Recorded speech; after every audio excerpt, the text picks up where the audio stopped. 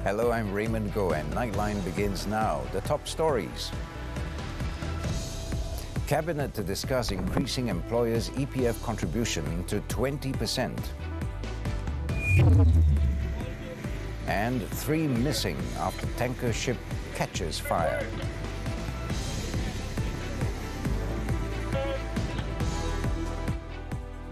Good morning.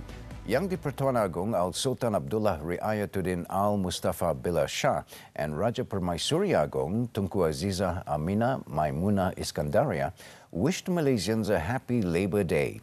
The greetings of the King and Queen were uploaded on Istana Negara's official Facebook page on Monday.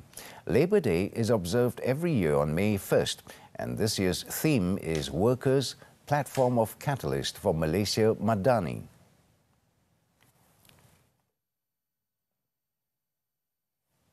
The Cabinet will discuss a proposal to raise the Employees Provident Fund EPF contribution rate of employers to 20% from the current 13%. Prime Minister Datuk Seri Anwar Ibrahim said the proposal had been submitted to him, but it had not yet been referred to the Cabinet. Kita bincang dulu. Ini keputusan dasar dia ada efek pada kerajaan, majikan.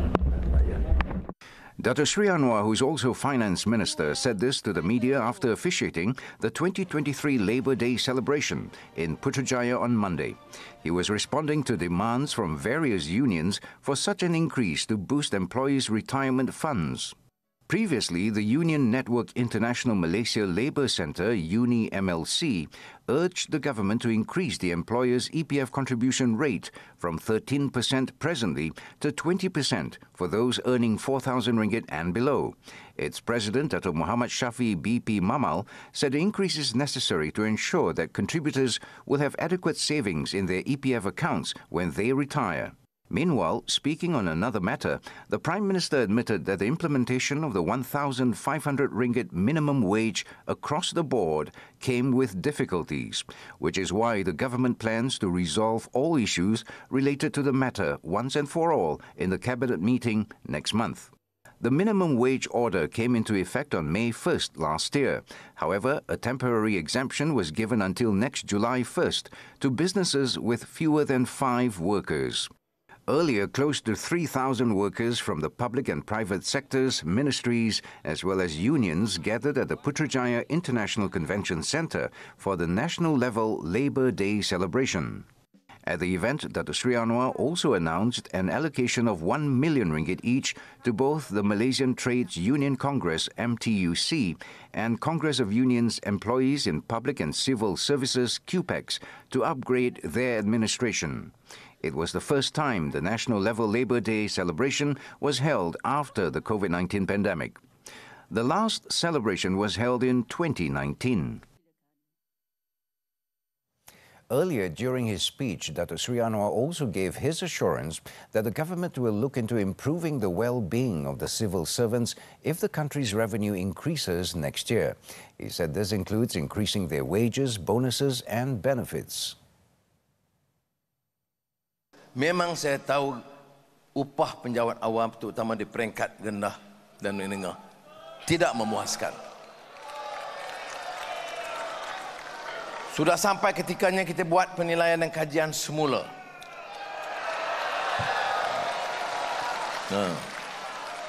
Ini tepuk awal sangat.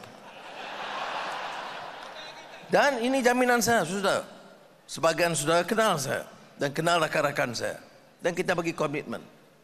Kita ambil alih dalam keadaan keuangan yang sangat parah, hutang 1.5 triliun.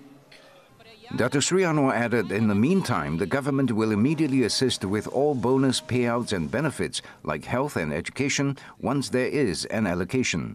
In his message to the country's workforce, he pointed out that the government was doing all it could to weed out corruption and save millions of ringgit through efforts such as renegotiating contracts and returning the extra funds to the people.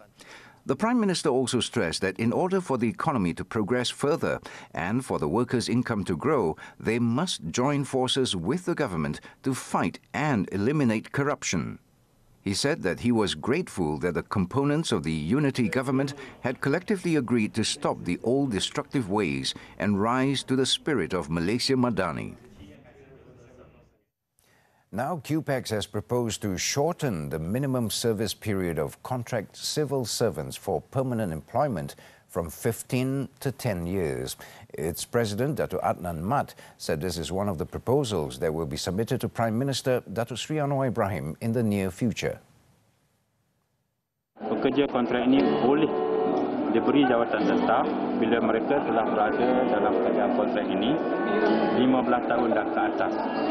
Cumanya agak malam pada hari ini, sebahagian daripada pekerja-pekerja tersebut yang telah melangkaui 10 tahun berada dalam 10 tahun perkhidmatan tiba-tiba tidak disambung, sedangkan mereka telah pun mampu untuk berkhidmat lagi 5 tahun bagi mendapat jawatan tetap. Dato' Adnan said this to the media after attending QPEX's Labour Day celebration in Putrajaya on Monday.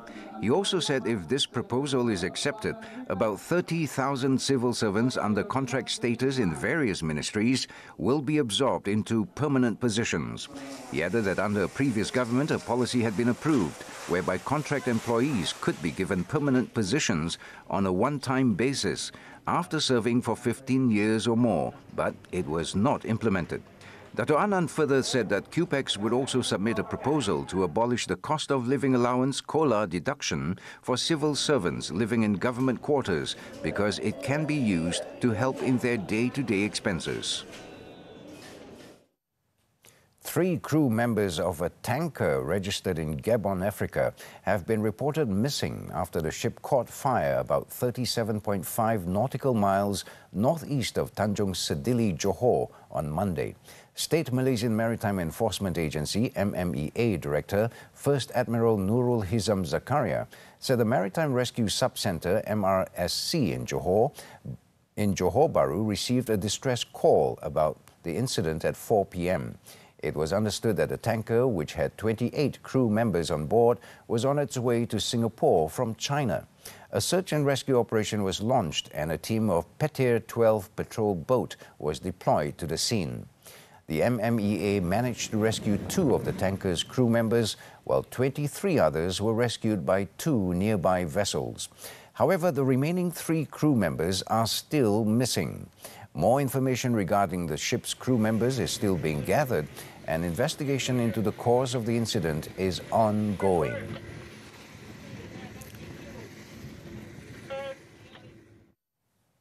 The Malaysian Meteorological Department, Met Malaysia, is expecting the hot weather in some parts of the country to continue for several more days. Its Deputy Director General of Operations, Lim Zehui, said the decreasing rainfall distribution is among the factors for the hot spell to persist in these areas. In a weather update uploaded to Met Malaysia's Facebook page on Monday, the department issued a Level 1 or caution alert for heat wave in the Padang Terap area in Kedah and Jempol in Negeri Sembilan. This as both areas have recorded yellow alert heat wave for at least 3 consecutive days, which refers to continuous daily temperatures hovering between 35 and 37 degrees Celsius. Meanwhile, other areas in the peninsula, as well as Sabah and Sarawak, recorded daily maximum temperatures of less than 35 degrees Celsius or at the blue level. Following this, members of the public are advised to take extra precautions by limiting outdoor and extreme physical activities, as well as to avoid direct exposure to the sun in order to prevent health complications such as dehydration and heat stroke.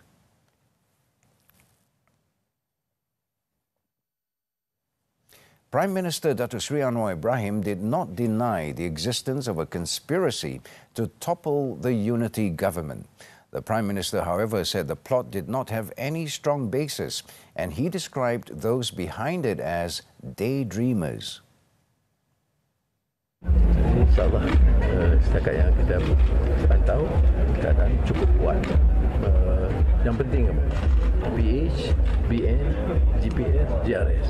Jadi termasuk yang lain ya, warisan budaya masuk. Tapi yang 4 tu komitmennya cukup jelas. Jadi tumpu kerja. Jangan layan pengigau-pengigau. Without naming anyone, Dato Sri Anwar added that every month the conspirators would work on a strategy to topple him.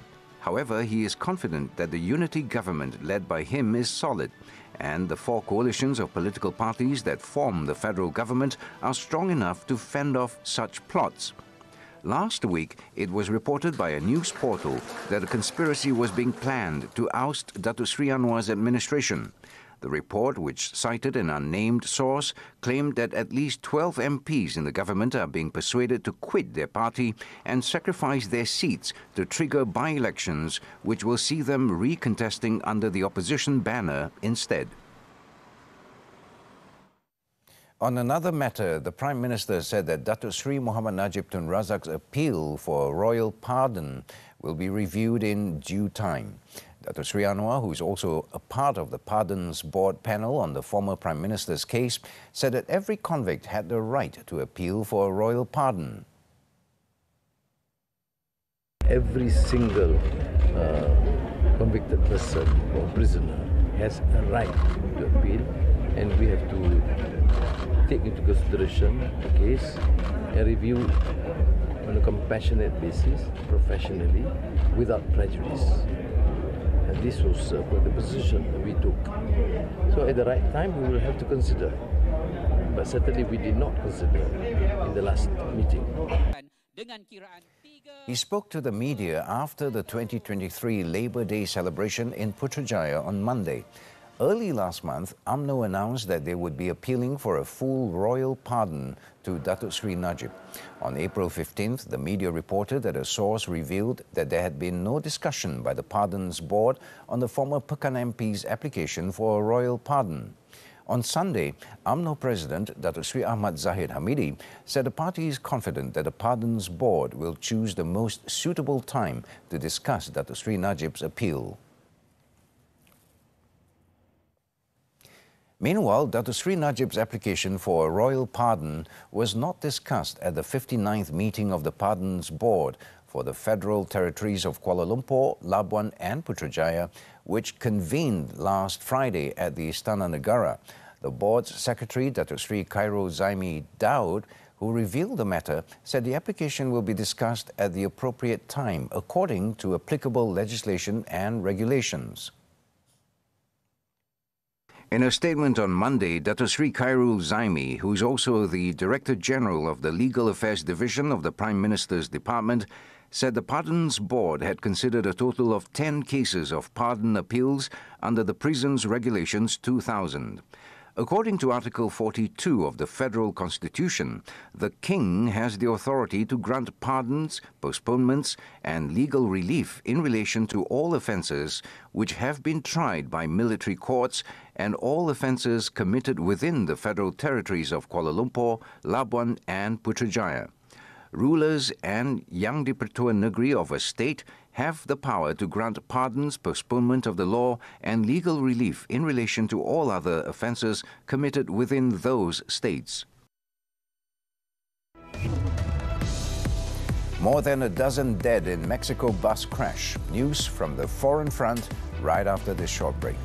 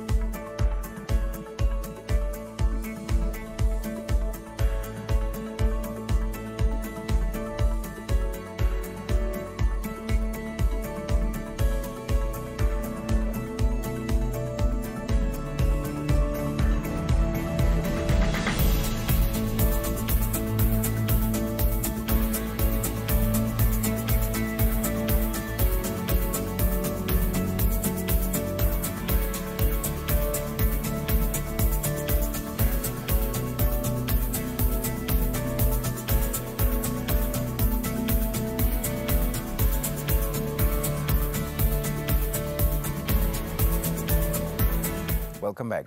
All Britons will be called on to swear allegiance to King Charles III at his coronation, an oath hitherto reserved for British nobility, in a move that has upset anti-royalists.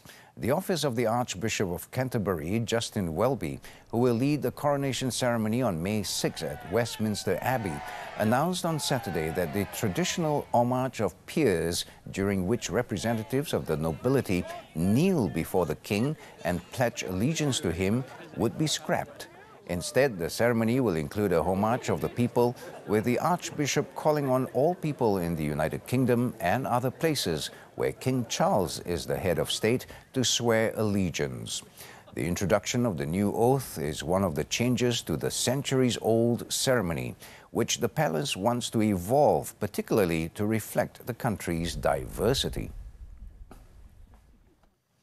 French President Emmanuel Macron faced nationwide protests on Monday as he struggles to turn the page on a deeply unpopular increase in the retirement age that has unleashed a wave of social unrest.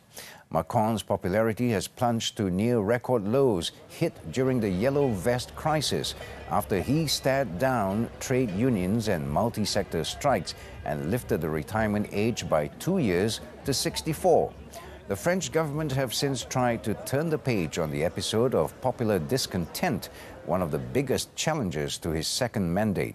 However, the move crystallized anger against a president perceived by many as indifferent to their daily hardships, and Macron has been met by pot-banging and hackles as he confronts citizens on walkabouts. In the U.S., over 200 law enforcement officers searched on Sunday for a man accused of shooting to death 5 neighbors, including an 8-year-old child, after being asked to stop firing a semi-automatic rifle in Cleveland, Texas. San Jacinto County Sheriff Greg Capers said over 200 law enforcement personnel were going door to door looking for the suspect and assistance to locate him. Officials are also offering an $80,000 reward for information that will lead to the suspect's apprehension.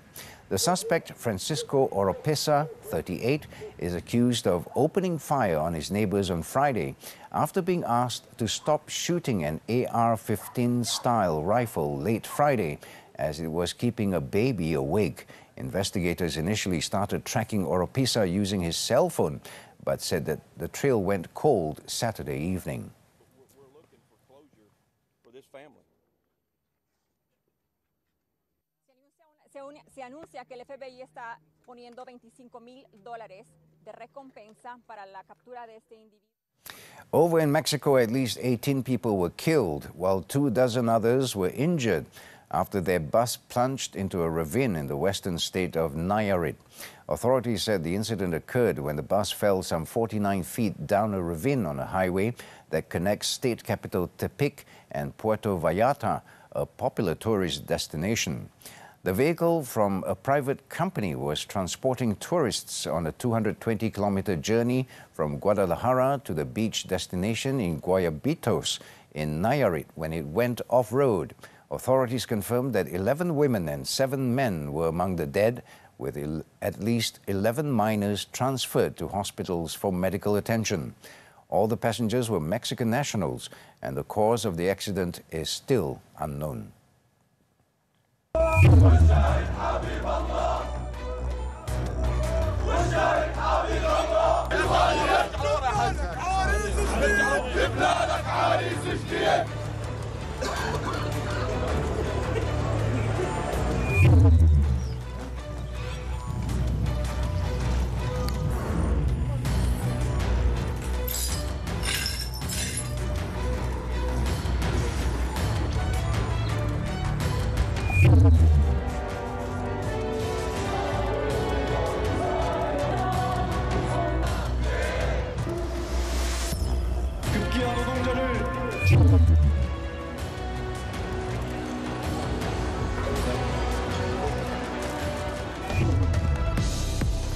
Bayern Munich reclaimed top spot in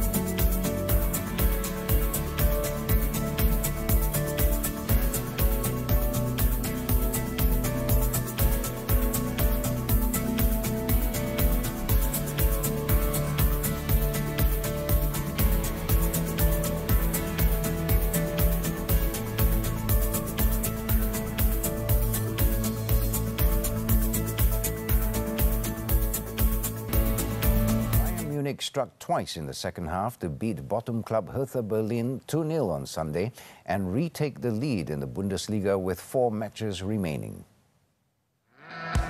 Goals from Serge Gnabry and Kingsley Coman helped the Bavarians take advantage of Borussia Dortmund's draw at VfL Bochum on Friday to leapfrog them into top spot on 62 points. The hosts broke the deadlock in the 69th minute when Joshua Kimmich chipped the ball into the path of Gnabry, who beat Christensen with a diving header, before another superb pinpoint assist from Kimmich 10 minutes later found Coman to score Bayern's second goal. The victory ended Bayern's 4-game winless run across all competitions, while offering coach Thomas Tuchel some needed respite after his team's German Cup and Champions League exits in recent weeks. On to tennis, the Madrid Open.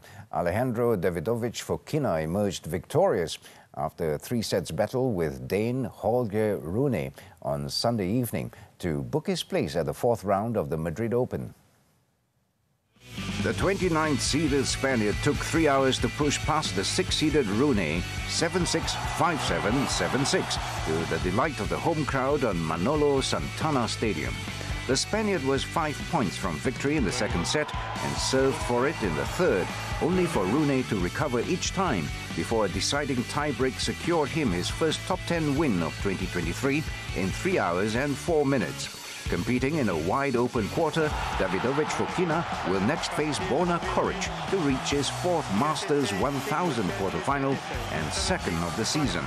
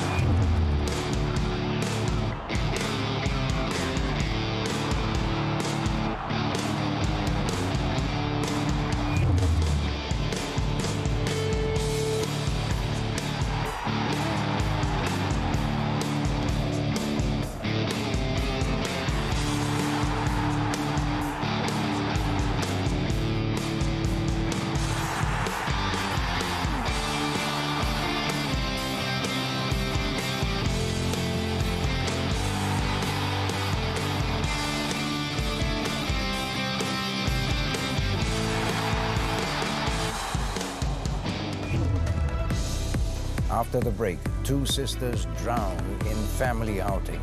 Stay tuned.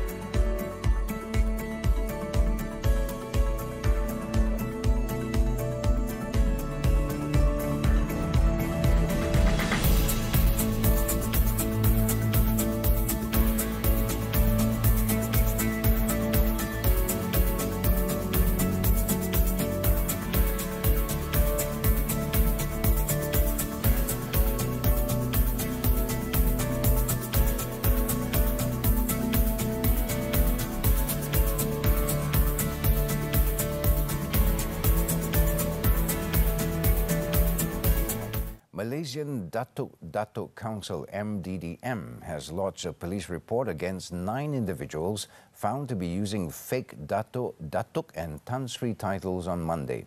Its Secretary General, Datuk Samson David Maman, said the police report was lodged after the council had conducted checks on the status of these individuals with the relevant bodies, following complaints received on the matter since May 2021. Our focus has been on unrecognized Datuk, fake Datuk as well, but there are also many imposters around. So we as Majlis Datuk have received many reports from the public. Some, you can see the thickness of the book on the reports. Many of these reports express fake or unrecognized Dato' within their own community. Speaking to the media after lodging the police report at the Puchong Jaya police station, Dato' Samson also said that they viewed the matter seriously because the irresponsible individuals were abusing the titles. He added that individuals involved included personalities in the corporate, entertainment and business sectors, as well as members of non-governmental organizations. He also reminded Malaysians that buying or selling such titles is against Act 787, which covers offences related to awards. In Terengganu, a palm oil plantation worker has been remanded for 4 days to assist investigation for allegedly ramming his car into a policewoman while chasing his mother-in-law in Chukai, Kemaman on Sunday. The remand order against the 51-year-old man was granted by Magistrate Sharifah Amirda Shasha Amir Sharifuddin at the Kemaman Magistrates Court on Monday. Kemaman Police Chief Superintendent Hanyan Ramlan said a suspect was alleged to have used a stick to hit his mother-in-law following an argument earlier on Sunday. The mother-in-law then fled in her car and went to the Chukai police station to seek help, while the suspect got into his own car and gave chase. Along the way, the man rammed into Sergeant Marina Ahmad at about 11:30 a.m., causing her to sustain serious injuries, including a broken left arm.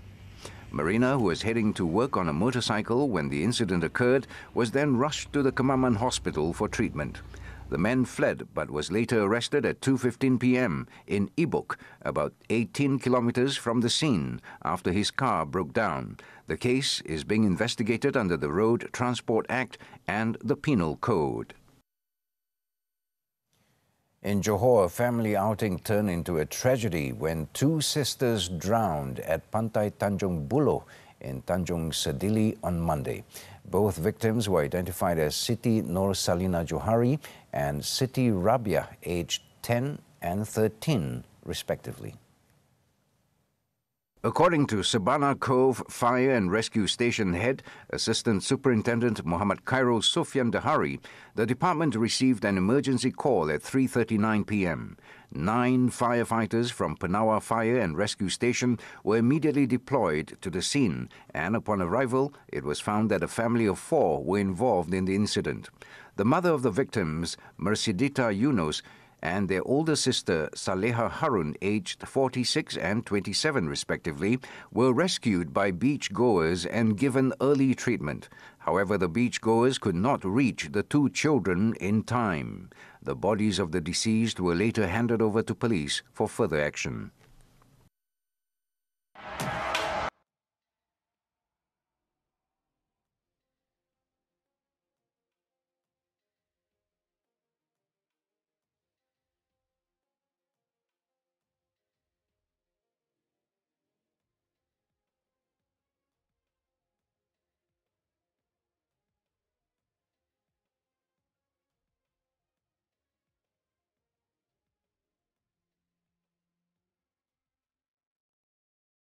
This has been Nightline. As we wrap up, let's take a look at sports as sports venues across Phnom Penh in Cambodia begin gearing up to host the 32nd Southeast Asian SEA Games, the first time the regional multi-sport tournament will be hosted in the country. With that, I'm Raymond Goh. Thank you for tuning in and have a great week ahead.